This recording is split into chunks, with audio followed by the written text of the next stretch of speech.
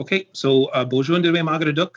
Nigon Webadum Indigenous Cost Namagoshindo Dem. It's a pleasure to be here. My name is Nigon Sinclair, and I'm as an associate professor with the University of Manitoba Department of Native Studies, and I'm also a columnist with the Winnipeg Free Press, and I'm a reader, writer, talker, I guess, on different issues involving Indigenous literature, and I'm so honored and pleased to be able to present today an amazing new book, anthology, coming to you from a number of great people and travels and thoughts across Turtle Island. We have a number of people here with us today, but before we begin and meet everyone that's here with us, we want to acknowledge that this work where I'm standing right now is I'm on Treaty 1 territory in southern Manitoba, the kind of, I'll call it the birthplace of the book, because that's where Sarah is coming from, even though Sarah is not quite in Treaty 1 territory. She'll maybe tell you a little bit about where she is right now. But in Treaty 1 territory, we consider in many ways, we are the thinkers, some of the collaborators, some of the sharers that have begun many of the processes that we can see today, especially in treaty, which is not often spoken about, but that is what the very first treaty in sort of modern day, the modern day prairies over here. And so we're very honored to have you here, wherever you come from, whatever territory in which you're living in, whatever place in which you share relationships with Indigenous and non-Indigenous peoples in your area. And it's, this is a book today that we're here to talk about how do we go home? How do we think about home? How do we interact in these places that we refer to home? And so we want to encourage everybody here to participate in that dialogue for today. So by participating in that dialogue, you'll have an opportunity to send in questions in the chat feature. If you do have an opportunity to, or if you have something that inspires a thought or a comment, please place it in the chat. We'll get to you near the second half of our conversation for today, which should take between 75 and 90 minutes or so, for us to talk a little bit about the book, hear about some of the collaborations that led to the book itself, hear from people who contributed to the book, and I'll put that in the chat. Of course, when you are sharing information, what we would ask is, because this is an international event, book launches have also been held elsewhere in other areas of Turtle Island. We ask you to share where you come from, particularly what your relationships are to your place of home, your place of your territory, and also give us your name as well. We would like it if we could use at least first names for people instead of handles and that kind of thing. We know we are on Skype and YouTube, so sometimes we're not able to see exactly everything about people, but we would like to know a little bit about what home you come from and where you are. But without further ado, I want to introduce us to our relatives who are here today. And I'll start off first by talking to the editor of this book of How We Go Home. Sarah Sinclair is an editor of Cree, Ojibwe, German, Jewish, and British descent. She teaches in the Oral History Master's Program at Columbia University, with some of my great colleagues over there. I'm thinking of Audra Simpson. She's contributed to the Columbia Center for Oral History Research's COVID-19 Oral History, the Narrative and Memory Archive, Obama Presidency Oral History, and Robert Rauschenberg Oral History Project. And with Peter Berman and Mary Marshall Clark, Sarah edited Robert Rauschenberg, an oral history published by Columbia University Press in spring 2019. And of course, she is my cousin. And so we have familial relations, and we've known each other for a very long period of time. Of course, your father and my father are first cousins, and they have very close relationships through our grandparents who are brothers, Elmer and Henry. And so it's a pleasure to see you. Sarah, how are you doing? I'm good. It's really nice to see you too. Great. Where are you coming from? Where are you speaking from right now? I'm in Fort Greene, Brooklyn, which is Lenape traditional territory. Way off there on the eastern coast. Exactly. And I know that you spent a little bit of time back with your parents in the Dish with One Spoon territory out in Toronto. That's right. We quarantined actually with my in-laws, a little different story. In Huntsville, Ontario, so Huron-Wendat land, 2.5 hours north of Toronto. Beautiful, beautiful, like Ontario Lake country. And now we're back in very urban New York. Okay, great. You got, yeah. Next up we have is a good friend and relation of mine from Peguis First Nation, James Fabel, who's was born in Scarborough, Ontario. I don't think I actually knew that, but spent his entire life in Winnipeg and experienced many of the firsthand effects that have led to many of the struggles that our relatives are existing within, involving poverty and violence, and of course the over-policing of our communities. From 2015 to 2020, James was the director and the co-founder of Bear Clan Patrol. He quit his job as a truck driver in 2014 to reinvigorate the organization in the face of rising levels of crime, violence, and incarceration. And he's also a member of the Bear Clan Patrol today. James, not only are you a fierce, strong, very brave community advocate, but you're also a great caring person within our community, a person who many of us look up to as a model for looking, being really dedicated to our community, endless hours that you've put into, and of course, not to mention the fact that you never give up. I think you're now back on the Bear Clan board. Is that right? That's correct. I'm a director. And so it's a real pleasure to see you. You are in Treaty 1 territory, but you travel. Are you doing well during this pandemic? Yes, actually, I've managed to keep myself busy. I got myself a job recently with the Assembly of Manitoba Chiefs now, the community transition counselor. I've been doing most of the same kind of work that I'm accustomed to doing, except a little bit more focused now. And today I'm coming to you from my family home that we purchased in 1973 in Elmwood. Oh, nice. Okay. A beautiful community over there. And I've also seen some of the, you have a beautiful backyard. And is that your other house then? That's my other house. Yeah, that's your other house. Yeah. Okay, great. Well, it's nice to see you, James, especially during this pandemic. We live in the same community. However, I only see each other during limited times. And speaking of someone who I haven't seen for all too long, my good friend Althea Guiboche, who was the founder of a movement here in Winnipeg, an organization called Gotbanic, who for years and dedicated herself among some other community volunteers, gave incredible amounts of funds and time and energy, as well as food to Winnipeg's most vulnerable. And in many ways is the did giving when giving was still not cool. Now it's kind of cool, but did the giving when the rest of us were off doing marches on the streets, you were out there handing off food and doing really incredible work, as resistant, as political, as beautiful as all the work that our relatives do. You have personally delivered, which I have witnessed many of those deliveries, over 10,000 meals to people in the north end of in Winnipeg here, many of our struggling relatives. And also, not only that, but you were a former person who's ran for office, advocating for community on community board members, and you've been a voice for many of the disenfranchised, the disadvantaged, and for the eradication of poverty, not just in Winnipeg, but I would say for Indigenous peoples also in rural communities up north. And I understand you're up north now. Tell us where you're from or where you're sitting right now, Althea. I'm sitting in Dauphin, Manitoba, in Treaty 2 and bordering Treaty 4 area, and kind of back in my hometown area of Duck Bay in the Parkland region of Manitoba. Yes. And while I love everyone's children who's here, and I've met all of your children, Althea has the cutest children anywhere.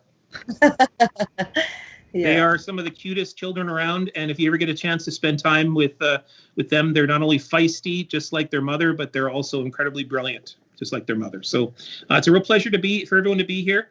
Now, this book today that we're here to talk about is called How We Go Home, and we're going to ask Sarah to speak a little bit about who published the book, what was the initial ideas around the book, and then if you could, Sarah, try to segue yourself into a conversation with Althea and James on how the books, their contributions to the book took place. And then I'm going to have to just deliver something, and so I'll be just down the street and I'll come right back. I'll be on the line the entire time listening, but if you need me for any reason, okay? It's part of the mobility of where we are in terms of trying to help my daughter who's just next door. So okay, see you soon. I'm here.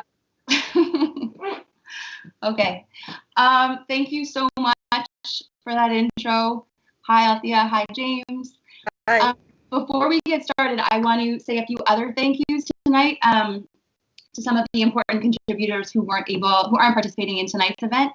In particular, I want to thank my fellow OMA grad, Roseanne Gooding-Silverwood, who wrote the 3 essay appendixes included in this book. The book is a collection of 12 narratives, of which Althea and James are each are the center of those narratives, but there are also these 3 essays at the end, and Roseanne did an incredible job writing those essays, so I want to give her a shout out. I also want to thank Suzanne Mathot, who led the educational curriculum advisory team, and worked with Roseanne and educator Alyssa Landry. And I want to thank Greg Ballinger, whose amazing illustrations accompany the book's narratives. So we are going to be talking about How We Go Home today. And as I said, it is an oral history collection that shares contemporary first-person stories in the long and ongoing fight to protect Native land, rights, and life. 12 Indigenous narrators share their stories that are shaped by loss, injustice, resilience, and the struggle to share space with settler nations. How We Go Home is the latest book from Voice of Witness, which is a human rights oral history nonprofit that works to amplify the voices of people impacted by injustice. The book is accessible for readers of all backgrounds, including middle and high school students, and Voice of Witness has developed a free set of lesson plans for the book, which educators can directly from the Voice of Witness website. Voice of Witness provided editorial guidance and funding for this project, and the book was published by Haymarket Books in the US and Fernwood Publishing in Canada. And the book is available for purchase now on both Haymarket and Fernwood's websites. So the stories in this collection touch on a number of issues, including Indigenous land rights, environmental justice, access to education and healthcare, the carceral system, and violence committed against Indigenous women and girls. And I was motivated to create this book for many reasons, but I think there are 2 main themes. One of them was really to increase positive representations of contemporary Native life. And as a result, and related to that, hopefully to create more justice for Native people and nations.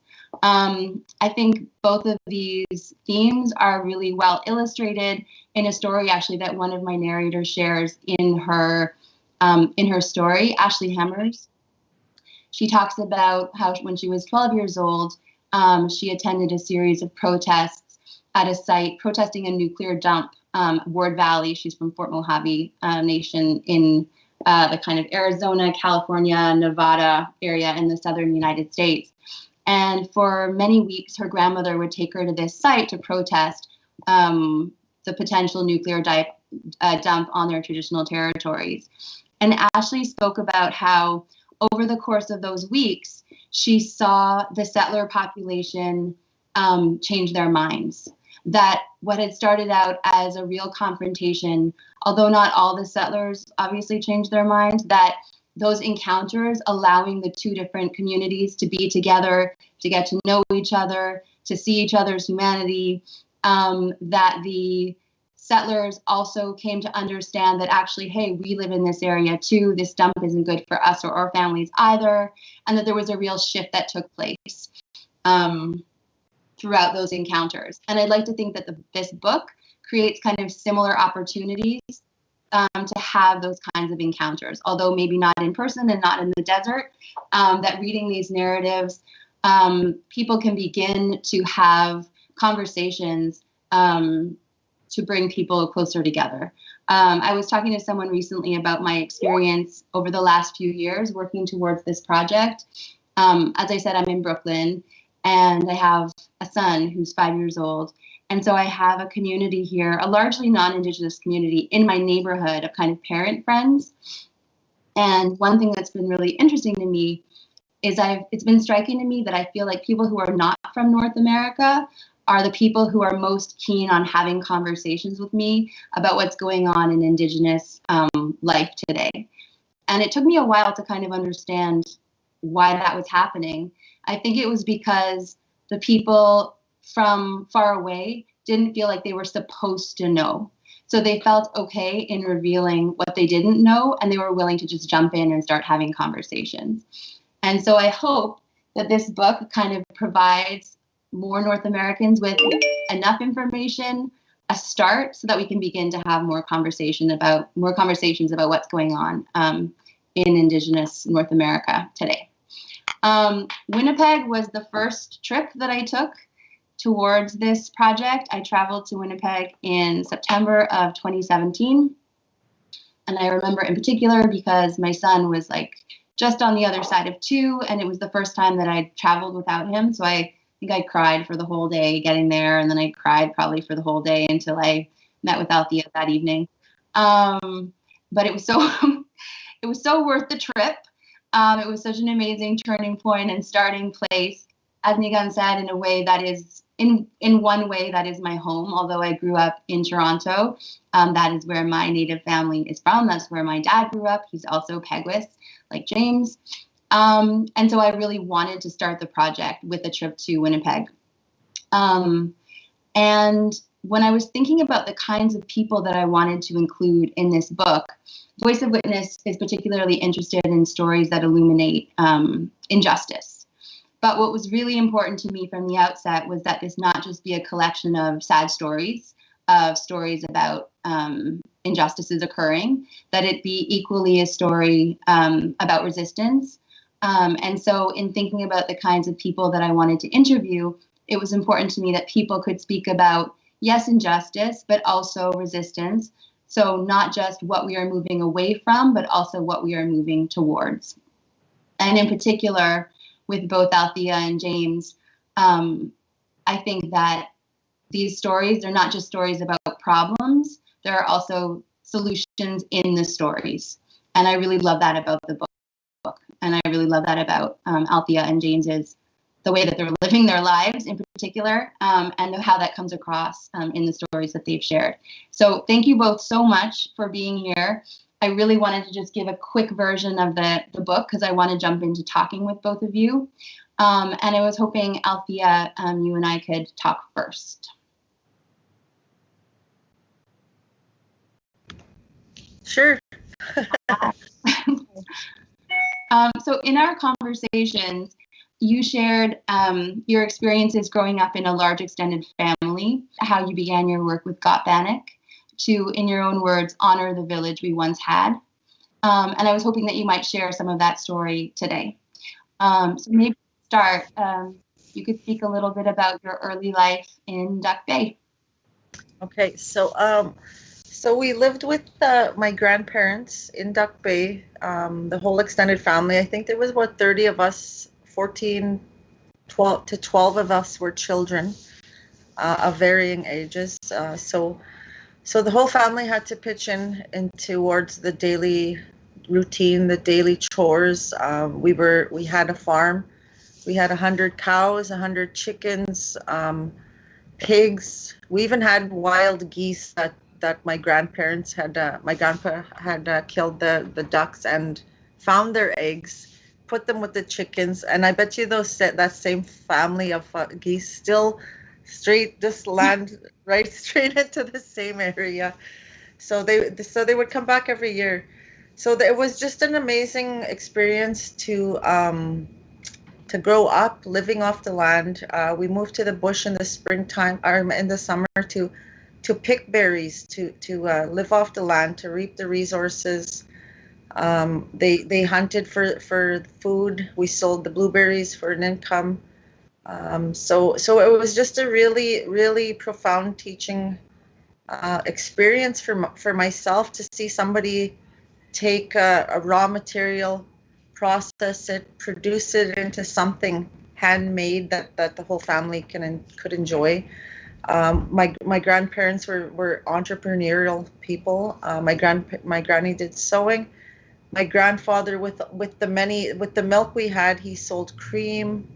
So we were just always going. We had a taxi stand. We had a little store. We had our own park because they would go to these auctions, and they found a playground, and they constructed us our own playground.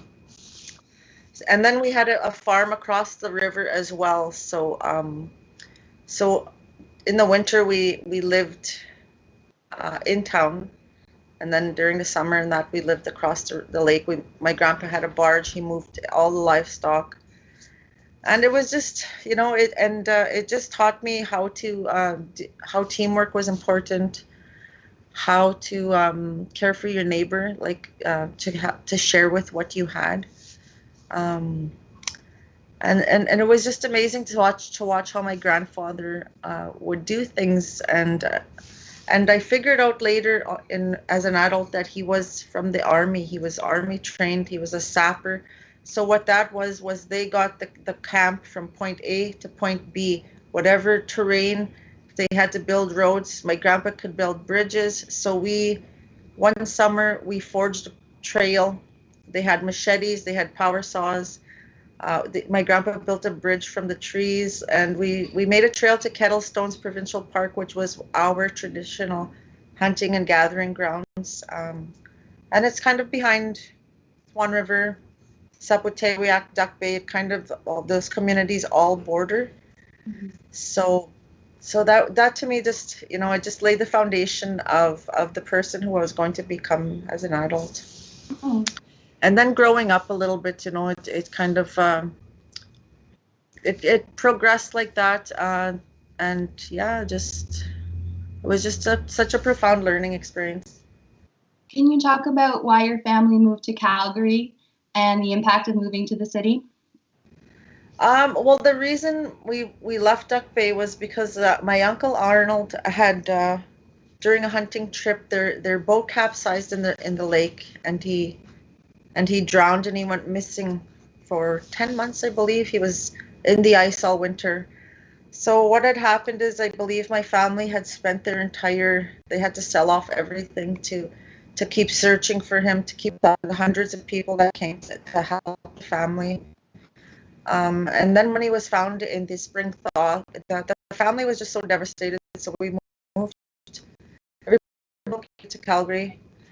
At which point, there was a complete turnaround of life. There was just devastation. There was people sick in bed.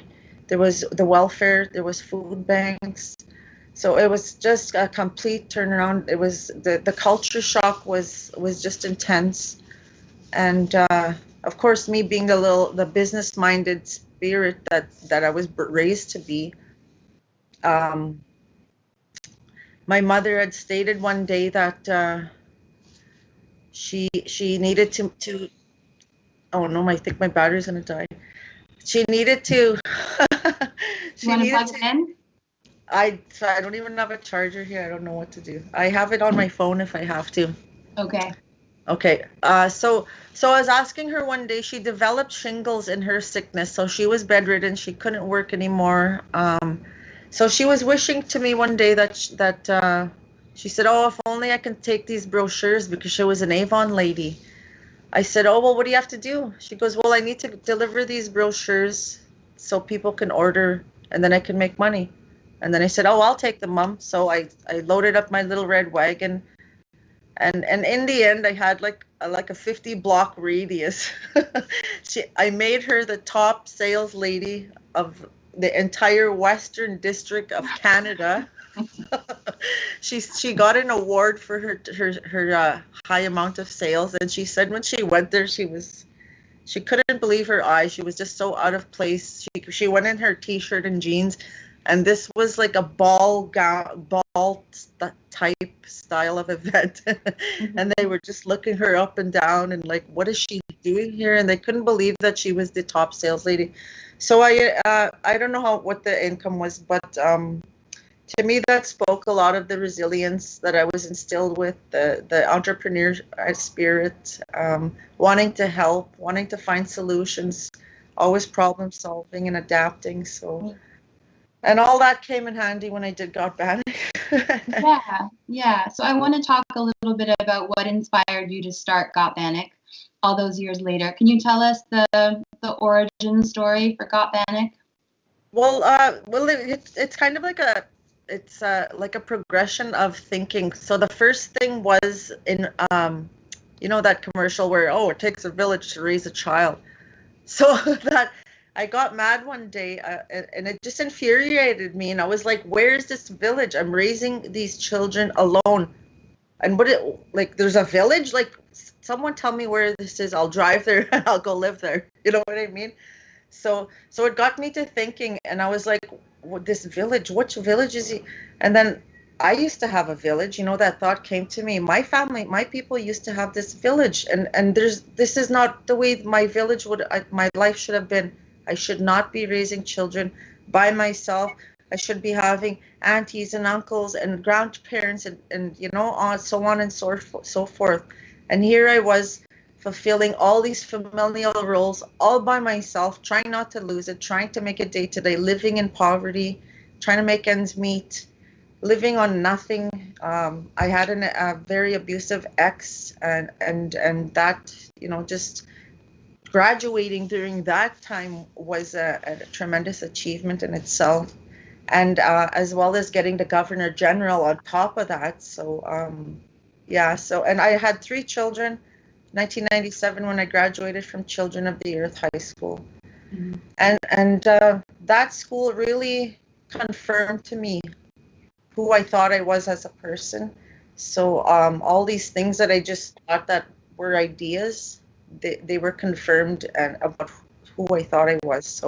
So that carried me through adulthood. It gave me a lot of foundation to I guess to stand on and fall back on and build from. So that was just like I totally love Ojibwe immersion cultural schools. Like it gives us the power to be who we are meant to be. Mm-hmm. Mm-hmm. So I want to read this really short passage from your narrative, and then I want to hear more about the first time that you baked Bannock and the first time you gave it away. Okay. All right. So you say, I started going to Idle No More rallies and felt so inspired by the one that Buffy St. Marie sang at. I thought, wow, this is how we've sounded for thousands of years. We are still here. This is amazing. I got a whiff of sage smoke, and it looked like hair weaving through the people, like white hair. I was standing on the stairs, and all those big, round globe lights at the legislative building were glowing orange. And when I yawned, my eyes watered, and from my watery, squinty eyes, it kind of looked like the lights were campfires. And then I heard the drum. People were dancing. They were doing their round dance. And this felt so good, very reaffirming that this was the way of our people. The village is still here.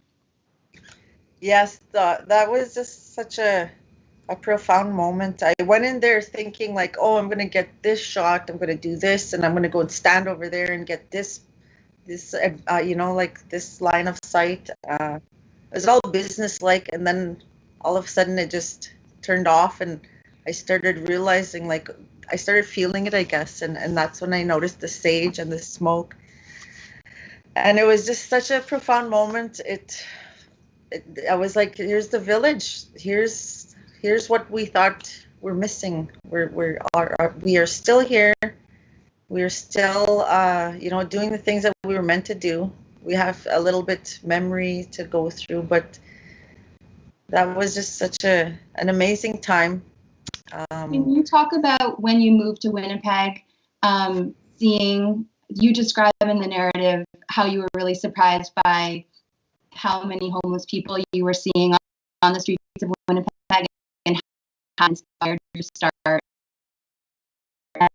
Yeah, well, I came from Winnipeg after my homelessness stint. I was homeless for 8 weeks, and then I lived in Dauphin for a year, and I was just really isolated. Very, I didn't want to, I felt like I was in a bubble of all the most terrible feelings you can feel. So I decided that I was too isolated here. I went to Winnipeg, and when the last time I lived there, I had seen maybe 1 or 2 here and there at different intersections. And when I arrived back in Winnipeg in 2012, it was like every major intersection had for sure 1 or 2 people. And then it was starting to get to the point where the intersection at Burroughs and McGregor had someone standing there, and I went to buy him some groceries that time, and he was going to school. And it's stories like that, like he's trying hard to get to better his life.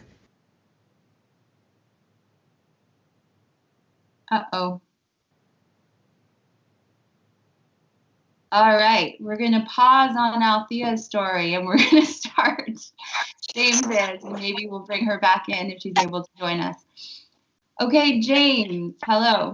Hi, I'm back. Okay, so can you, for those people who don't know, can you tell us what is Bear Clan Patrol? What does the name mean, and what inspired your work to relaunch the organization in 2014? In our traditional Indigenous traditional clan system, the Bear Clan represents security. Our mission and mandate is to secure the village and bring them medicine. And so that's kind of what we do at Bear Clan Patrol. We are a volunteer-driven, community-based safety patrol, non-judgmental, non-confrontational. We're there to help prop people up. We're there to empower people, educate people, support people, and as Althea was saying, we are trying to get that village vibe back that we once had, and we do that through connectivity, and that's again our mission is to reinstill that notion of connectivity within our community members, stakeholder mentality. Everybody has a purpose here, and we just need to get back to that, and that's what we spend a large part of our time trying to do. Mm-hmm. Okay, Althea is back. You good, Althea? Hi. Okay, we're gonna come back to you. So you were describing how you moved to Winnipeg after a period of homelessness yourself. Yes. Arrived here and noticed that there was more homeless people all over the street. And then in the meantime, I was trying to find my own answers, my own healing. I couldn't access like the supports, like a counselor or a therapist or anything like that. I wasn't sure of the process of that. So they found me. I went to a healing retreat, and they took me to Bannock Point. And Bannock Point is in the Whiteshell Provincial Park, and it's where the petroforms are. So I went there, and I was able to offer tobacco and ask specifically the ancestors to help me find my purpose, to give me more guidance. And I needed clarity, like to understand what happened to me. Why did this happen? Why is Canada such a great country, but a woman with three babies under the age of 3 can be homeless and nobody to help her in that. So to me that was the biggest hurt to get over, was the fact that it seemed like nobody cared that this was happening. They had no answers, they had no referrals, they had no advice. They didn't help me to connect to any other resources or anything. So I was basically left on my own. My one son was 32 months old, the next one was 15 months old, and then I had a newborn. And then I had 2 other children. I had 5 altogether, and I was on my own. My mother drove from Norway House to pick me up in Dauphin, brought me to Winnipeg, and then I was staying with people, and you're invading their routine, their private life. You're in their face, and babies, like they terrorize houses. So it was always awkward, people being mad at me. So it got me down. I was depressed. I drank a lot. Just trying to cope, trying to get by, trying to understand what happened. Came to Winnipeg, saw that this was way worse. I was like, what's going on here? How is this? How is there's so many other people on the streets, and why is no one doing anything about it? And then I learned how to make bannock that summer, and that was a moment for me. Like, I was eating eggs, and I had wished for bannock, and then I became angry at myself. Why am I wishing for bannock? Like, I'm a Nietzsche. There should be bannock all over the house here, And then so I vowed to myself right then and there that I was going to buy all the ingredients I needed, and I was going to keep baking and baking and baking until I became a master at bannock. And one day, the bannock looks so crappy. I threw it out the door, and I was like, oh, I'm never going to get it. So all this, and then I'm talking, and so I have to look, and then over that. So I think they go if they like it. If I and one day I happened to have warm bannock in my vehicle when I was gassing up, and these guys asked me for help, and boom, I started giving hungry people bannock, and then I started cooking.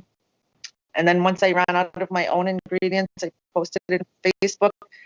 Well, I can't cook, so someone all of a sudden brought me something to make soup, and then all of a sudden someone else brought me flour, and then I posted that this guy needed boots, and then someone brought me boots, and then so Gotbanic was born over Facebook, basically from the need.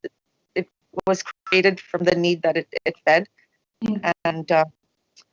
And actually the first people I met, they were like, "Who do you work for?" And I was like, "Nobody." And then I was like, "Oh, that's so stupid. I mean, for me." And then I was like, "Oh, now it sounds selfish." And then I was like, I mean, like, in honor of the village we once had. And they got it immediately. And they were like, "Oh, you made from our people. Oh, Miigwech sister." And then I was like, wow, in honor of the village we once had. And to me, that just spoke of a reminder to them of who we are. They just, and to me, that was my goal, was to reconnect, to remind, to show them who we used to be. Because, when you used to visit family, the first thing they'd tell you is, come in, sit down. Are you hungry? Do you want to eat? You were taken care of. And somewhere along the way, that's been lost through the struggle, through the existence of abject poverty. But they understood it. And I tried to take them indoors many times. But the level of disrespect towards, poverty-stricken population is. And what was happening was I was coming away really depressed, really angry. And that's not what I started Gotbanic for. So I kept Gotbanic on the streets, and on the streets, everybody is an equal. There's nobody above or below. There's nobody better. It's a survival of the strongest, basically. And so I came in there offering food, offering a smile, a hug. And then in return, I also had to offer them safety, right? So I would have to stand up to people who would try to come and be abusive and hurl insults or be belligerent and out of hand. And I would tell them, we don't have rules here. In Ojibwe, you say, "Kwek do done," and that translates to do right. So that was Gotbanic's only rule, was to do right, and everybody got it.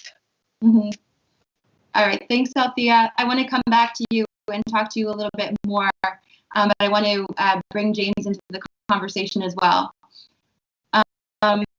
So James, I also had a short excerpt from your name that I wanted to share. You said in May 2015, we had our kickoff event. That spring, I was in the car driving toward my house. It's 5:45, the sun is going down, it's cool already, and it had been raining. And there's this girl lying in the fetal position on the concrete stoop of a dentist's office. She's kind of half in a puddle with a backless shirt, no shoes, no jacket, with her back to the road. I'm like, fuck, turn the car around. We get out of the car and ask the girl, "Are you okay?" She goes, "No, I've been robbed. I got beat up. They took my stuff. They left me here." I said, "How long have you been here?" She goes, "I've been here for an hour. Rush hour traffic, cars and buses going all over the place, but nobody stopped to check on this girl for an hour." That's that disconnect. People see somebody injured and say, "Not my problem." People are too scared to step up and say and do the right thing. So I'm trying to set an example and fucking do it. It's your responsibility. These are your community members. That should be worth something to you. One of the things that I've experienced myself is that as a stakeholder, certain things are more important. So I've been trying to convey that to the larger community, that you may not own anything, but you're a stakeholder because you've got to walk these streets every day. So that's what I'm focused on when I'm on patrol. We're trying to rebuild that feeling of the village. We're trying to reconnect our community members. So I was hoping that you could tell us a little bit more about the work that you do to try to amplify that feeling of being a stakeholder and connecting community members. Okay, so yes, the feeling in the community so often is one of disconnection, disenfranchisement, and so when you feel that way, you have no stake in what's going on, no control over your own circumstances, and people tend to act out and act irresponsibly and aberrantly. And so one of the things that we're doing is trying to address that feeling of helplessness and hopelessness, and give people, that hope and that empowerment that will help see them through, that will help see them, produce something. I know from personal experience, when I'm doing well, I'm creative, and I'm looking at new projects, and I create, I build things, and I want to give back. When I'm in a bad position, where when money's tight and things aren't going well, I'm afraid to move. I'm afraid to do anything. And there's so many people in my community that have been living in crisis mode for so long that they're petrified to do anything. And then then they self-medicate, and all these other things start happening, and that's where addiction and exploitation and things come into play. And so to push that back, we find a role for everyone in the community. There's so many things that need to be done in the community. We just have to find a way to get people giving back. It's an empowering feeling to be able to do something nice for somebody else, and that's one of the things that I think has been the most attractive aspect to this to the Bear Clan work, is that you're doing something nice for a stranger, and that feels good. It's inherently uplifting, and it's addictive. And that's if you're going to be addicted in something, that's what I want you to be addicted in, and that's what draws people in. We've seen in our 6 years and 2,000 volunteers come through the doors. Many repeats. We have chapters now set up all across. I wonder if you can.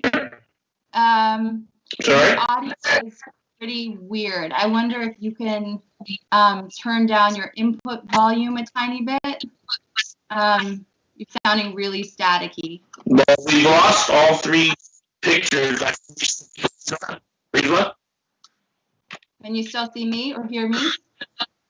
No, I can hear you, but I don't see you. Okay. I think as long as you can hear me, it's okay. Your sound just went all squirrely. Let's see. Can you try again?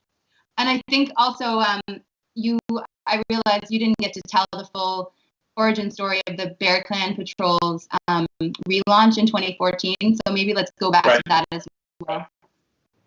Okay. Do you need me to pick it up at the institution? Yeah. Okay, so in 2009, I bought my family home. That's how I became a stakeholder, and I'll have to admit that I carried a lot of those same attitudes prior to my, to me becoming a homeowner.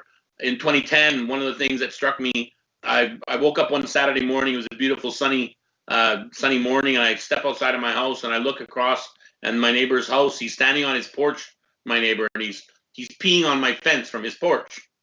And right away, my gut reaction, again, a bouncer in the past there, my first reaction was to get angry, and I wanted to go over and throttle him. But I stopped myself, and I looked at the situation, and he was doing that because he didn't have any running water in his house. He had an electrical cable running to the house next door. He was boring electricity for them because he didn't have any power either. And so instead of being angry about it, I decided that I wanted to do something positive and proactive. And so I got involved with the local Residents Association in 2010. 2011, I was elected to the position of board chair, largely because nobody else wanted it. And I just went to work in community. In 2014, early in the year, probably February, we were looking at community policing models. There was so much going on in our community: homelessness, addiction, violence, crime and violence, and it seemed to be more or less accepted. That this is just how it is. This is the North End. We should just kind of suck it up and go forward. And I was like, no, I don't like that. So I called in representatives from Neighborhood Watch program, which is a program run through our Winnipeg Police. And I called in a representative from the Citizens on Patrol program, which is oddly enough, it's run by our Manitoba Public Insurance Corporation. And I had representatives come in and talk to us,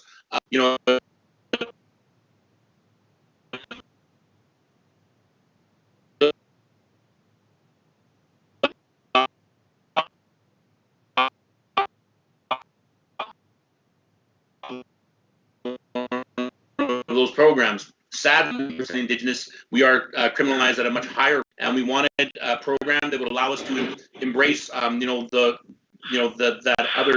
segment of our community and give them some purpose. And so those programs wouldn't work for us. In August of 2014, Tina Fontaine was a young Indigenous girl that was lured into prostitution, subsequently murdered, and her body was dumped in our Red River.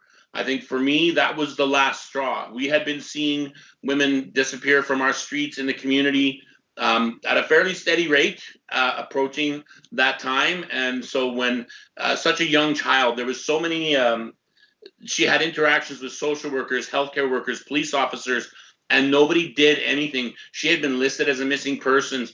She was arrested in a car. She was stopped in a car with adults that were intoxicated. The adult driver was taken away, and she was left with these adults, a 14-year-old child that were intoxicated, and they were all intoxicated. And she was already listed as a missing person. So there was so many systemic failures to protect her. When it came to light, I just that was enough. A switch flipped, and I had to do something.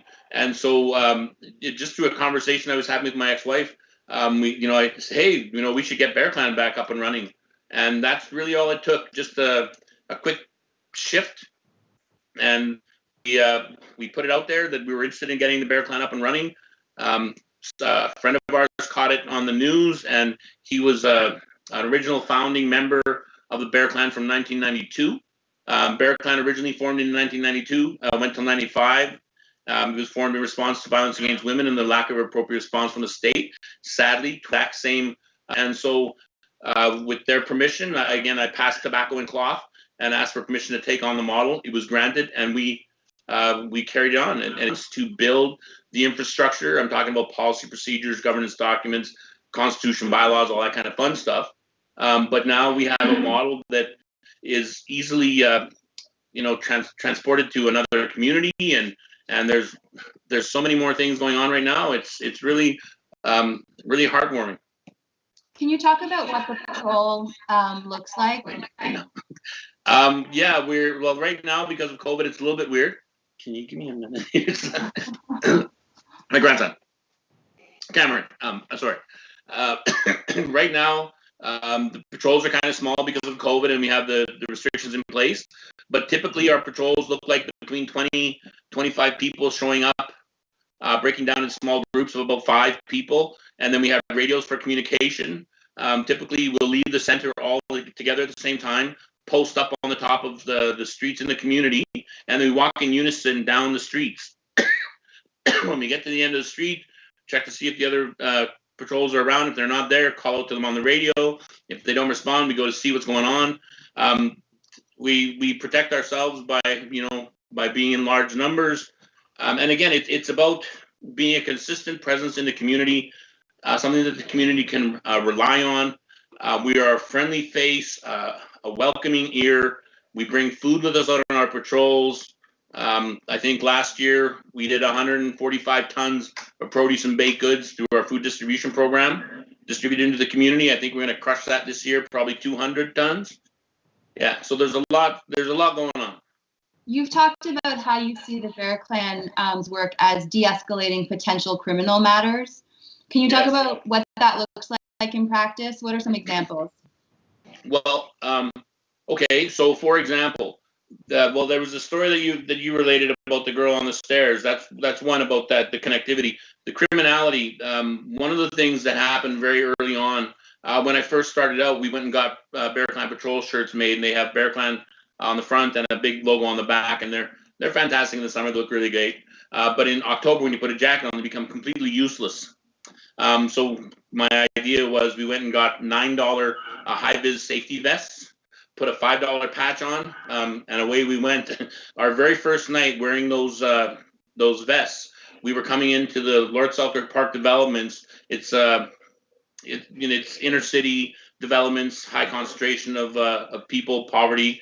And so we were walking into that area to do our walkthrough, and there was about 12 of us that day. And again, the very first time we were wearing those vests, and these 3 young women were coming out, 2 in their 20s, one was noticeably younger.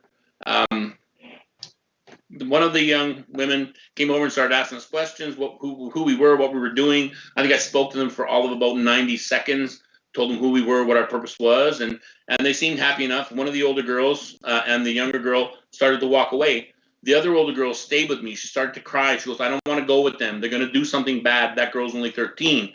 And I'm like, oh, wow, okay. So I called out to them, and I asked them to come back. And like, we're not the police, and we're not their parents. But for whatever reason, they turned around and they came back.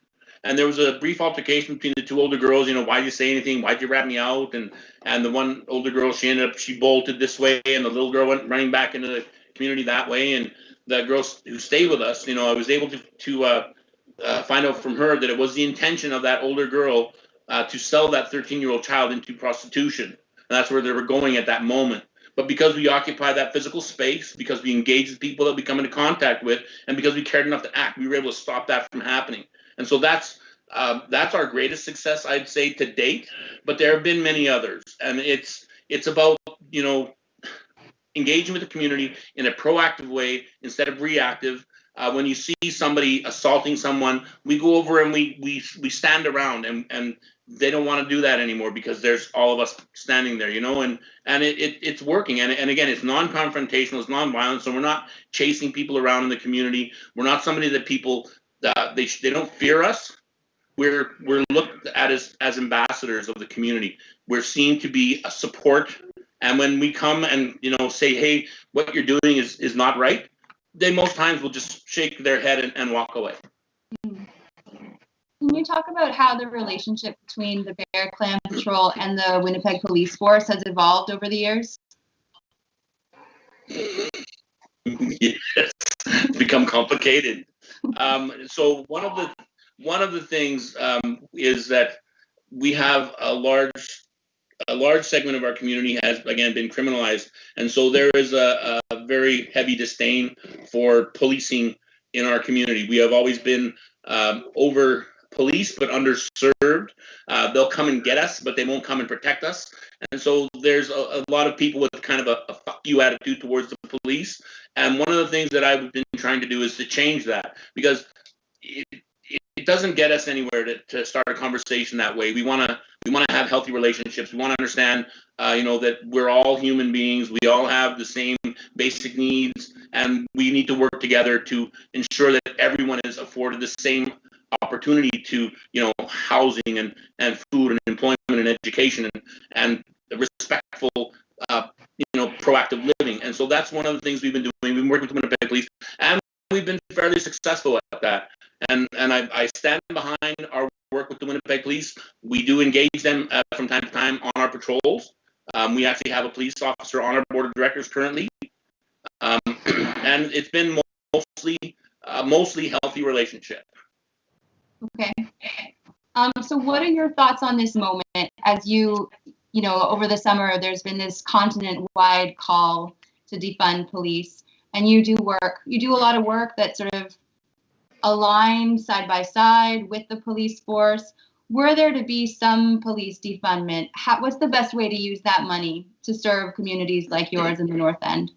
So, and I've been very public about my opinions with respect to defunding. When we have 1,500 Winnipeg police officers here. I'm not saying that we should take all 1,500 officers, toss them in the bin, and start from scratch. It doesn't work that way.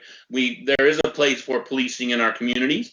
When I talk about defunding, I'm talking about the salaries of 2 police officers realigned to our organization could see us with a worker who specializes in EIA relations at our welfare system so that we can navigate that system better. We can get a mental health worker, a primary healthcare worker, just from the salary of 2 officers being realigned to us. Imagine what would happen if they did 4 or 6. You know what I mean? So that's what I'm talking about when I'm talking about defunding. There's so many other organizations in our community that are also doing good work. They could benefit from these monies as well. I've always said that community development is not best done 9 to 5, Monday to Friday. It needs to be a 24-hour-a-day, 7-day-a-week job. The people that are suffering in our community, the people that are living in crisis mode in our community, it doesn't go away at 5 o'clock. You know what I mean? They need supports all day long, and we need to be able to offer those things. We come across people that are, in addiction, and we see the same people day in and day out, and we keep offering them, can I help you today? Is there anything I can do for you today? And when we finally get them to say, yes, today is the day, I want that help. If I have to tell them, okay, so I'll call you in 12 hours and we'll see what we can do, you've lost that opportunity, you've lost that person, and they go right back to what they know. When I think about defunding, I'm thinking about getting those resources in our community around the clock on a more permanent basis. Something brick and mortar where people can go and search out these supports that they require. I have young women that I find on the street that are intoxicated and they want to go to a safe place, and I tell them, well, the best we can do is Main Street Project. They said, I'd rather sleep on the street. Main Street Project, is a good organization. They do good things, but their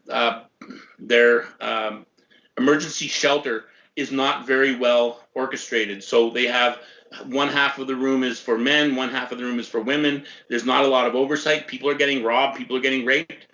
So I understand that. And this is, again, when you want to build a community, you don't do it by, half-assed efforts. You need to fully commit to the notion of helping and supporting. And I think with defunding, just if we had 1,400 officers instead of 1,500, we would do much better with those resources in the community, social workers that could be there all the time. Like I've said it many times before, if we had a couple social workers walking around the community, seeing the things we see, then we'd be miles ahead. If we had some people with mental health expertise walking around the community, seeing the things we see, like there's so many people with unchecked mental health issues that feed into the drug abuse, that feed into the violence, that feed into the crime, and nobody's doing anything about it. How do you address that? You need to have somebody there who has those skills.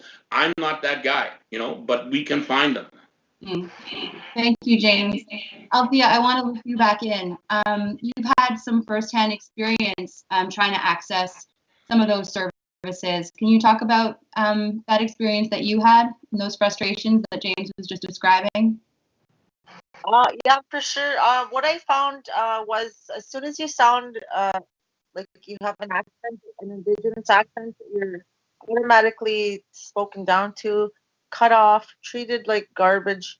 The second you try to get mad or you show your frustration and you're cut off, you're cut out, the door's closed, out you go. So where then do you turn for your services, right? And that happened to me with Manitoba Housing. I couldn't get past the receptionist. She recognized my voice and she cut me off, and I told you not to call here. And she continually hung up on me, and finally I went to the office and I waited outside.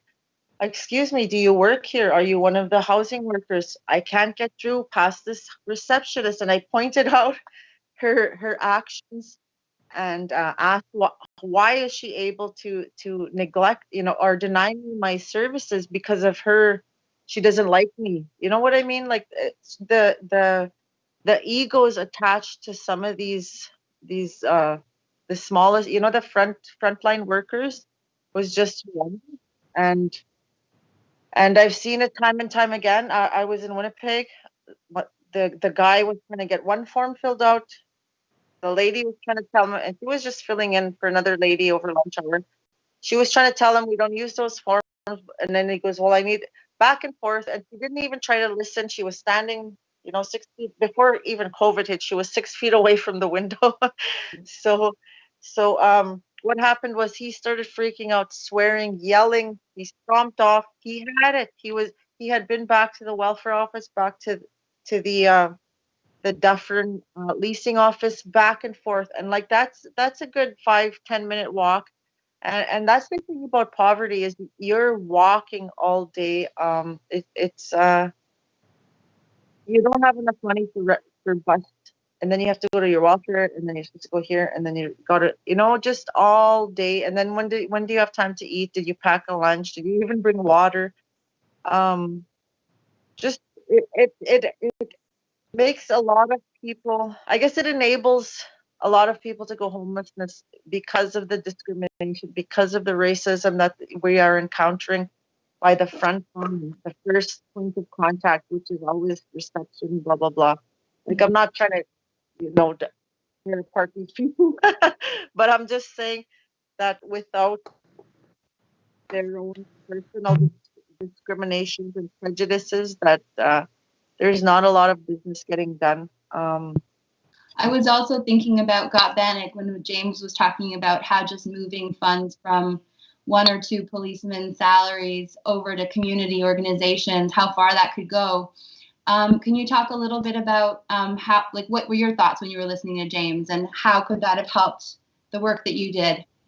Like, I'm not sure how much their salaries are, but we did get a $5,000 grant, $5,000 grant one winter, and with that we fed I forget how many people, about 3,500 people. Plus we had direct relationships, direct partnerships, direct collaboration, contributions with about 7 or 8 other events or organizations. So with $5,000, Gotbanic really did a lot of work with it. And if we're talking about like 40,000, wow, we could have had a building, we could have had outreach, we could have, had, what I wanted was people to come in, here's your resource workers. You need a shower, you get some clothes, you're hungry, here's that, here's some toiletries, come and go, everything they needed just right there on the spot. Mm-hmm. And I did see a little center in Regina, and it was a really tiny little place. I can't remember the name, but it had everything. It had a kitchen, clothing, showers, laundry. It was just a really small.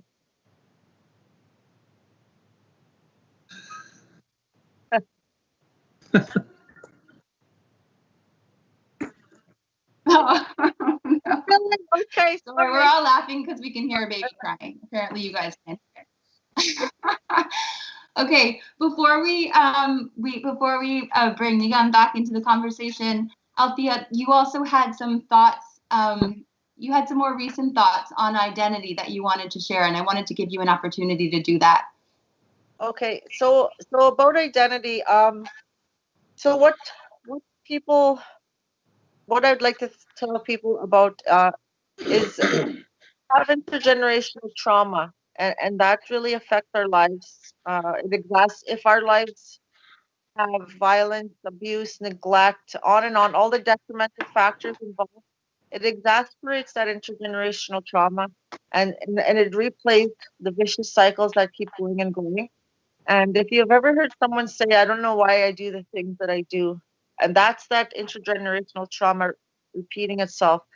And on the other hand, so too do we carry intergenerational memory. So to me, that's what I relied on doing Gotbanic, that I knew that as long as I had good intentions and I did things with a good heart, that how could they be wrong? And so I knew when something was right, and I knew when something was wrong. So whenever I tried to find more guidance, it was kind of hard. So I just had to really learn to just accept that I'm the best person to ask myself for advice. No, that we can't be placing our self-identity in the hands of others. We're constantly looking towards others to figure out who we are, who are we truly inside, and we constantly ask other people. So I just wanted to tell people that just trust in yourself, trust that you know somehow that the right path to take, that there's nowhere on this land of Turtle Island that our ancestors stepped on. And in that thought, then you're never alone, because the ancestors are always there talking to you, sitting with you, trying to send you messages. It's up to you us to respond or to basically see or just pick up on those messages. Thanks, Althea. I have one thing to add. Yeah, go for it. So you were asking about the relationship with the Winnipeg Police. Just now, as we've been talking, I was contacted by a sergeant with the Winnipeg Police. There has been a fire in the community. It's ongoing. The fire is still happening, and he's just asked me for some resources for the family. So I've connected him with the Canadian Red Cross Personal Disaster Relief. Families can get 72 hours worth of a hotel stay, clothing allowance, some food, and things like that. I'm actually doing that right now as we're talking. Amazing. Can you also tell people watching how they can support the Bear Clan Patrol? What can people do to support? We are a charitable institution at this point. There is a Canada Helps.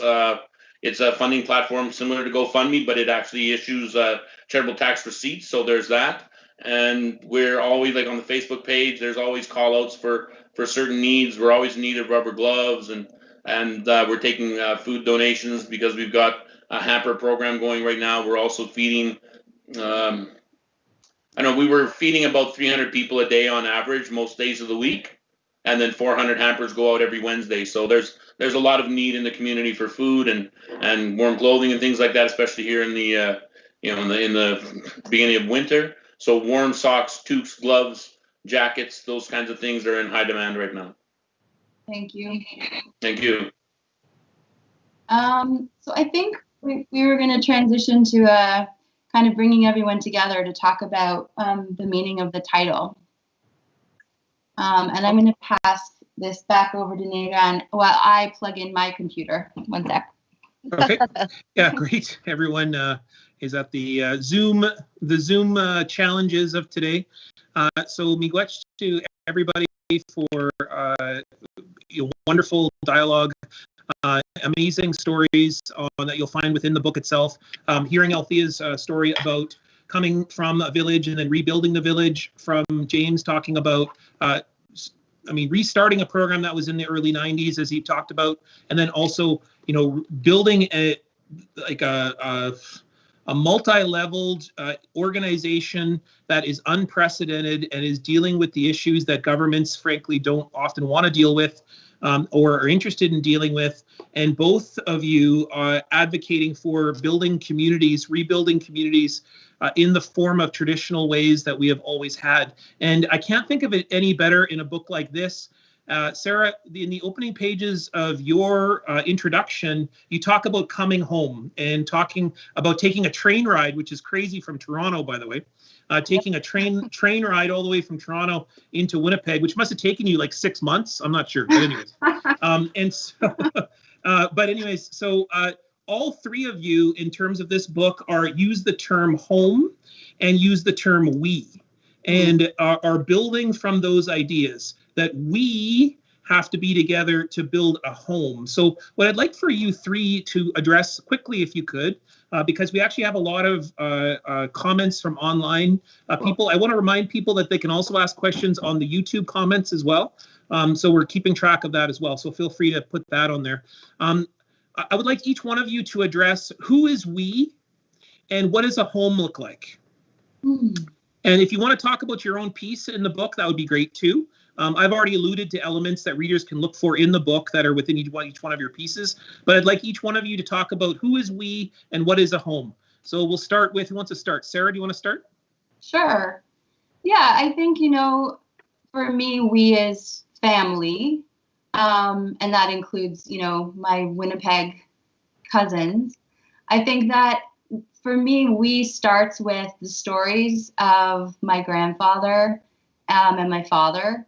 And it's sort of like I think about my grandfather's experience at Fort Alexandra Residential School, and a story that my dad told us about how my grandfather, Elmer, didn't really talk about being Native. It wasn't something that was discussed. But my dad was one of 7 boys, and Elmer was one of 10. And so there was this huge, pretty clearly Native family that they grew up in Manitoba. But my dad tells stories about playing cowboys and Indians and wanting to be the cowboys. Until one day, a couple of the cousins were like, well, you guys, you're the Indians, right? And of course they did know that, but I think it was like this moment of this change in consciousness, and how, like, over the course of my dad's adult life, he started to learn more about the history and started to move more towards that community as we were children in Toronto, and tried to create that sense of community for us, and how that work and that life has continued with me and my 3 sisters, who each are doing that work in very different ways. My youngest sister has been attending ceremonies and is learning the languages and is learning the language and learning the craft. And I've been sort of a student of history and trying to understand my place within this larger family and community, partly by understanding, how we were moved away from home so that I can find my way back. And for me, that's been through knowledge and a greater sense of community. Okay. Great. Sorry, I lost you for a second there. But let's only because I think my internet. Althea, who is we and what is home? Well, for me, I think the term "we," when it applies to Gotbanic, was the village as a whole. The village that I tried to remind people of when we colonization, when we all lived together. Survival depended on each and every one of us doing our part towards the others, and so from that, could be the family. It's also not just family to me. Family today is the friends who I have around me that support me and give me time, give me love, support me in any way they can. And the village today, I believe, I feel, and I know, and I've seen it, is encompasses pretty well, like, all of society. Like, we can't just say, I can't just sit here and say, oh, just me and my ancestors, because now today society is there's so many different people that live in the same town, so to speak. To me, it's people that have like minds, that go for the same kind of goals, and so I think that, I don't know if I'm saying anything. No, that's good. I mean, both of you talked about it in terms of story and in terms of action, right? So talking about we are the people, we are families, we are kin, but then home is created from stories and principles and commitment to each other. James, is there something you would add to that in terms of who is we and what is home? Well, actually, Althea, thank you. You really did steal the thunder there.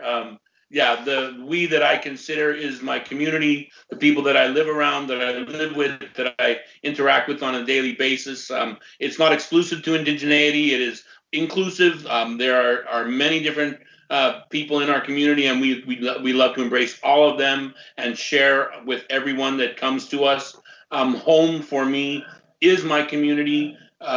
There's nothing more sacred to me than coming back into the North End to my home and seeing the people that I know and love and care for, and seeing one of my neighbors walking down the street with a box of food that I know they got from our den. And that is something that is very important to me, that warms my heart, knowing that when I see the patrols in the community, that these are people going out and doing nice things for strangers. And that's what I'm talking about. We're rebuilding the village. We're making our we bigger, and it's empowering. It's endearing, and I'm very very happy to be part of that.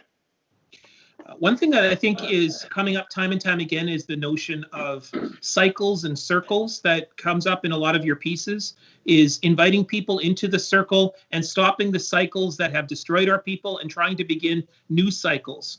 And so I think that's an important image that kind of happens in all three of your sections. Sarah, your introduction, Althea, your piece talking about the inception and delivery of Gotbanic, and then of James, of course, your ongoing work with the Bear Clan.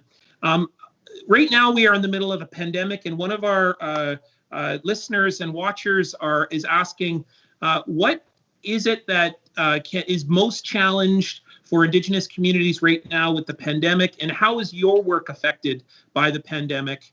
And so who wants to go first? I mean, because James, you're right now doing frontline work, maybe we'll start with you. Well, I'll tell you, one of the things that we're seeing right now is that a lot of the resources that have been there for our community members, services like helping people get bank accounts and IDs and driver's licenses, they're not there right now. They're closed. I'm working for Assembly Manitoba Chiefs. Our office has been closed since March. I started in the beginning of October with them, and I sat in the office for 2 days doing nothing, no phone calls. I said, hey, taking this out on the road, and they agreed. They let me do that and gave me the freedom. So I went out and I started finding my own clients, and I'm able to continue to do the work. But that kind of thinking isn't pervasive, unfortunately. And so that's one of the things that I'm seeing is missing right now is the services that people have come to rely on just don't exist at this point. And so we're scrambling to try to make up for the shortfall. Thankfully, food distribution in with our program has seen a real rise in donations. So we're seeing a lot more food coming in, and consequently it's going right back out the door. We can easily, move 5 tons of produce and baked goods in a day in our community. Althea, I know that right now Gotbanic is on a bit of a hiatus because you're up north now, although you are doing community work up north. How is the pandemic affecting your everyday life and everyday work? Oh, is Althea frozen? I see her frozen like this. Yeah, she looks like she's just in a good listening position. That's right. I thought she was just listening. Okay, Sarah, I'm glad that we can talk here, and I hope that we also invite you onto our colloquium series with the University of Manitoba, only because you are in one of the most intriguing areas, one of the most interesting election periods in the South. How is the COVID-19 pandemic affecting your relationships in Indigenous communities down there? Some of your research, I think oral history, we've stopped all oral history at the University of Manitoba. And so what is it? How is it affecting your work? Well, my work strangely hasn't been that affected. I mean, I think in a way it's been this interesting moment for oral historians to realize that as much as there is a lot that is lost in not being with people in person, there's actually still a lot that we can do through Zoom. And it's kind of been this interesting moment where the field is having new conversations about accessibility and how, it's a new opportunity to see how we can visit with people who maybe we wouldn't have been able to visit with previously if we accept that we can use these new digital platforms. So oral history and my work in a way has been like this great counterpoint to the moment, because we were so isolated, my family and I, up in Huntsville, Ontario, like really didn't see anyone else for 6 months. But these conversations and these visits that I had through my work as an oral historian, connecting with people all across North America, were actually some of the greatest moments of connection that I've had over the last few months, because it was an opportunity to really visit and to be with people that Zoom allowed me to do that. I certainly don't want to speak for Althea, but considering that she's looks like she's experiencing some internet disconnections, but I will say that for Althea, having known about and helped her with this work, right now she's received a grant to be able to write some of her life stories and her life experiences from the Manitoba Arts Council. And so I'm lucky enough to be able to work with her on that project, and she's currently underway in developing some of the stories around that she'd like to tell into the future, hopefully one day publishing it. But the COVID-19 pandemic in many ways has disrupted all of our lives. Thank you to Yinda for that question. I want to ask another question here involving colonization, and this is going to be kind of this is an important question because this is a book about Indigenous North America, Native North America, and Turtle Island. How do we engage a colonization project that seems to be never ending. And what I mean by that is it's all fine and good to talk about communities and good feelings. And I loved when James was describing the addiction of good work. Like, I love that idea because I think it's brilliant. And I think that as someone who does community work, and I, in large part, because of Althea, because of James, I've had to step up my work. I was working with all these amazing people who were working on the streets, and I asked myself one day, I said, why am I not doing that? I'm doing work on TV and on university, but why am I not out on the streets working with our relatives? Because every time I walked with the Bear Clan, every time I spent time handing out food with Althea, I was inspired, and I got that addiction that James is talking about to doing the good work that I only felt really in ceremony. So I'd connect ceremony to that feeling as a kind of a ceremony, as that feeling of good work. But how do we engage a colonization? According to Catherine Musquat Cooper is asking, how do we stop or eliminate colonization when it seems to be never ending, devastating, keeping our communities in poverty, continuing to stifle our stories? How do we do that work? Is it through grassroots initiatives like this? What about the big projects? What about the trying to get land back projects, so as an example? And I don't want to put you on the spot, James, but you are working for a Chiefs organization now, so no doubt you're in some of these conversations. Oh, I think you might be on mute. You're on mute, I think so. Yep. Yeah, sorry. It's vitally important that we continue to push on with the fights that we've kind of already established. We have to continue going after our land. Our fisheries are under attack. Forestry, mining, minerals. We have to defend our land. We have to defend our water. You can't there's no chance that we're ever going to be able to take a break on that. We have to step it up. One of the reasons why we started Bear Clan again is because we were over-policed but underserved. People, they weren't coming to protect us. They weren't coming to save us. So we had to do for ourselves. And that's the same for our land protectors and for our water protectors. They're coming for our land. They're coming for our water. So we have to stand shoulder to shoulder in defense of these vital resources. I mean, to the colonial system, these things represent dollars. They represent the economy. To us, it represents our natural world. They talk about property taxes here in Winnipeg and how we should all pay property taxes for the improvements to our land. I laugh because when one person says improvements to my land, I say destruction of my natural world. So we have to kind of try to bring those two mindsets together and find a way to help them understand one another, and where we can come to some kind of happy medium where there can be some resources, but there has to be protections of our fish, of our waterways, of our land, of our forests, of our minerals and our resources. It's been said in the past that once they start digging for that uranium, that we're done, and we're there. So we need to fight back still. Colonization is ongoing, and we need to keep fighting. I think it's important that as you point out, as much as you're building a community, you're also protecting that community. And so that's, I think, an important thing that you're identifying there.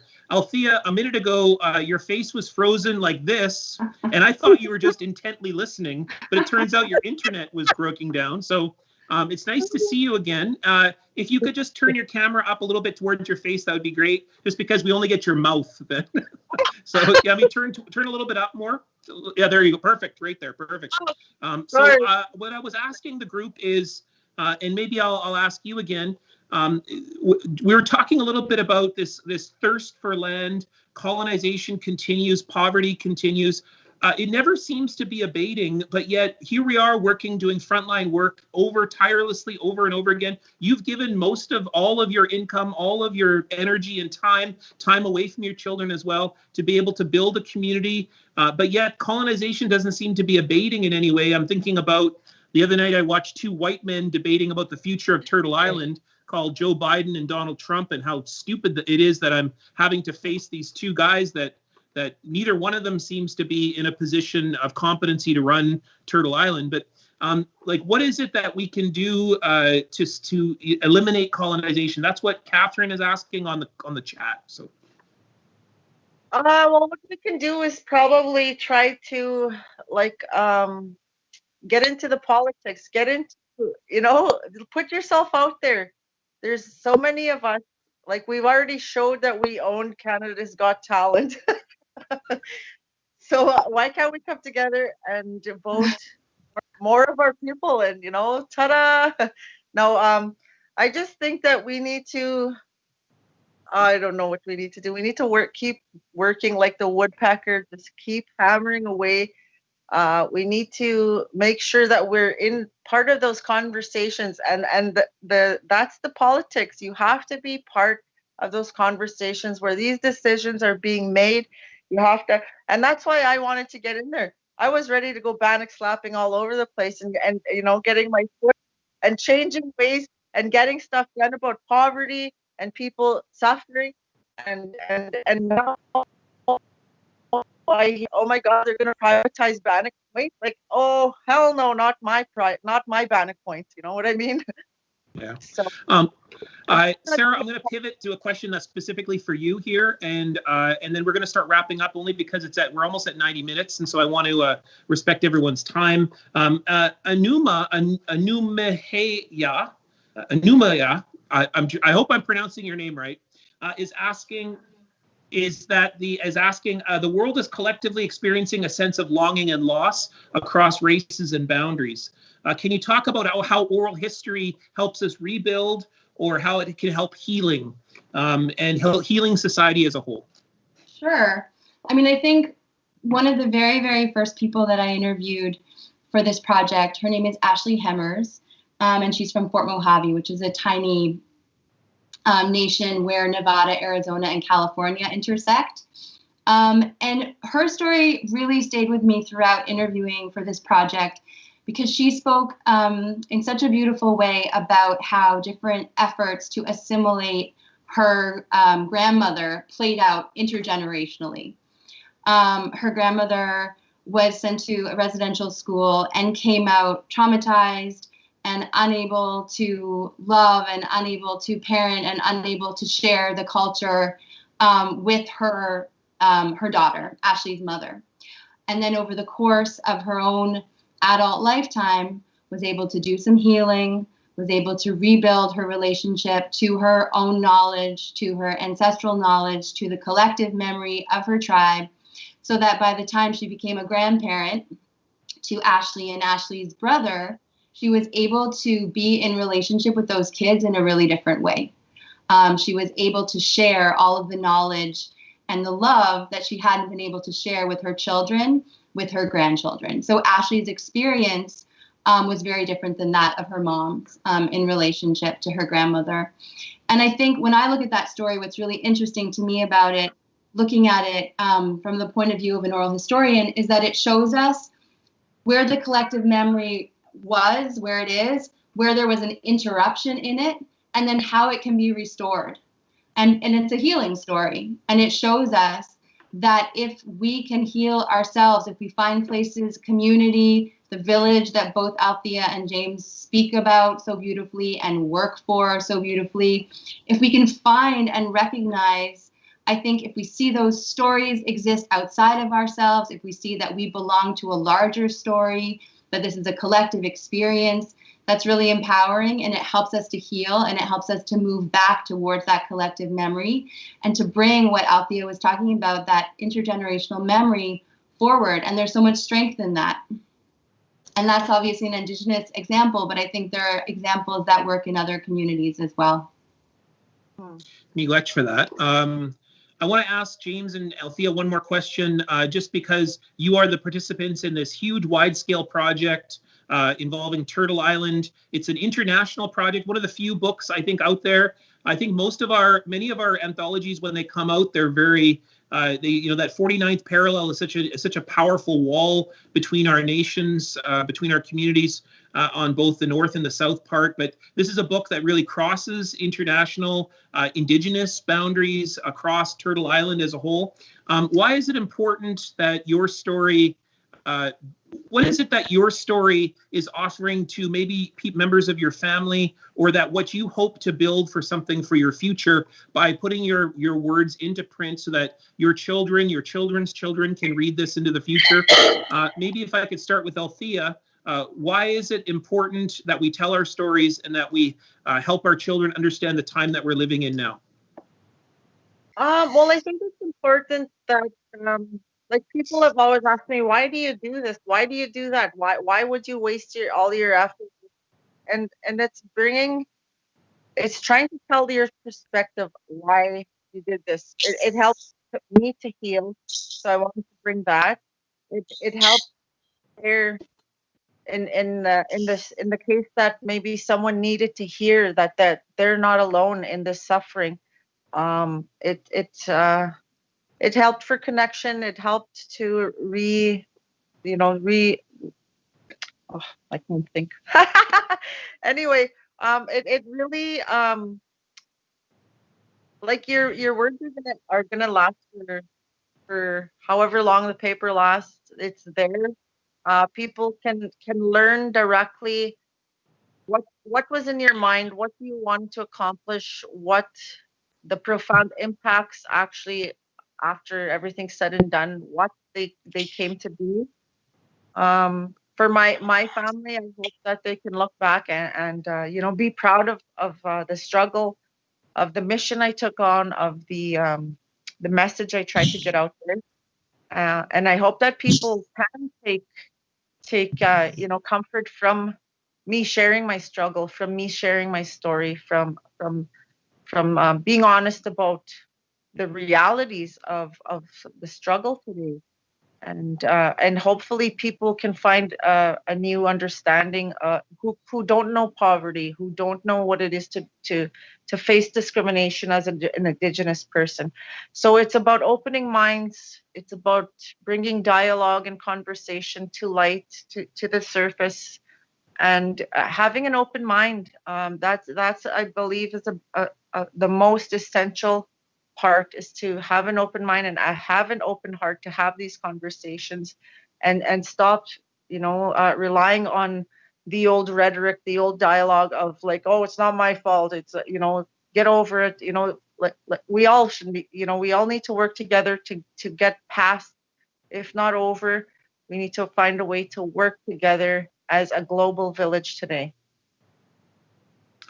James, what is it that is the driving motivation for you to tell your story in a book like this? And what do you hope in the future? What is the thing that you hope for in the future as a result of doing participating in a project like this, but also continuing the work that you do every day? I mean, you're so resilient in the ongoing challenges. It's, to me, quite remarkable that you continue to just keep at it, just regardless of where you go, where you work. You just keep at it. So what's the being involved in a book like this, what do you hope to accomplish? Well, first and foremost, I was just honored to be invited to participate. So that was awesome. Thank you for that, Sarah. And again, we have, there's an end goal, right? And it's about reunification of our community. It's about healing. It's about restoring focus to our community members, and I just want to be part of that process. And if something that I've said has a positive impact on someone else, sheds a light on some of what they're thinking about or feeling or questions that they have, if I can in any way assist, I'm thrilled, to be part of that solution. This has been a huge learning journey for me as well. And every day I wake up, I'm what's new, what's going to be next. And I know there's people out there that are asking those same questions. If there's anything that I can support, by my words, then I'm thrilled to be part of that equation. Awesome. It's a real honor to share this space with all of you, particularly those. Althea and James I've known for a long time, but Sarah, I've known you even longer, since we were kids, and of course we're family members, and And it's just an honor to be a very small part of this book. My only involvement was that I got the chance to give us an endorsement, and I also helped you to formulate, contacting Althea and James and thinking about their contributions and how important they would be. It's just an honor to be a very small part of this. But maybe, Sarah, I'll hand it back to you. If you could also just tell people once again how to get the book, how it is that they can maybe contact you if they have any questions about it. I also understand that there's a curriculum guide as well. Yes. So you can now order the book from Haymarket's website in the United States, from Fernwood Publishing in Canada, and Suzanne Methot put together like a really, really amazing educational curriculum designed for kids grades 7 through 12. There's also college course curriculum. There's also book club questions. So if you're interested in reading this with a group of friends, there are some great questions there for just mainstream audiences. But she's done amazing work. So I really would love it if people could spread the word to educators. You can download that curriculum for free from the Voice of Witness website. So check it out. And that's it. This is the book. I really, honestly, I'm the one who's honored to have had James and Althea join me. I got 12 different James and Altheas. So imagine how lucky I am. I learned so much. I was so inspired. And honestly, it was a life-altering experience for me. I forever carry all of you in my memory and in my heart. And I thank you so much. And I also thank you again for being here and for just bringing your energy and your mind and your presence to this event tonight. Awesome. Well, for those of you watching on YouTube, miigwech for watching. Miigwech to everybody. Giga Wabman Minowa. The one thing I always tell everyone at this time is nobody plans for a pandemic. And so nobody thought to ourselves, hey, we'd be doing a book launch for several people, many people who are online watching, those of you who are supporting and watching this when it's taped and put online later. Those of you who are going to pick up the book, nobody really plans for this to be the way that in which we did it, but we did it successfully, regardless of a few technical bumps here and there. It was a wonderful night, a wonderful event, and the key is during this difficult, struggling time, is for us all to do exactly what James and Althea did in their everyday work: be kind to one another, commit to one another more, and then most importantly, to advocate for, when we build those communities, to protect them in the best way that we can. So a huge miigwech for all of you and for that wonderful generosity of your words. Go get the book, check it out, and take care, everyone. So I think we're signing off now. Is that right? Can I get a nod from? Okay, perfect. Yep. Okay, good. And so miigwech, you guys. We'll see you later. Take care. I'm gonna sign off myself. Everybody. Thanks for being on. Bye. Okay. Bye.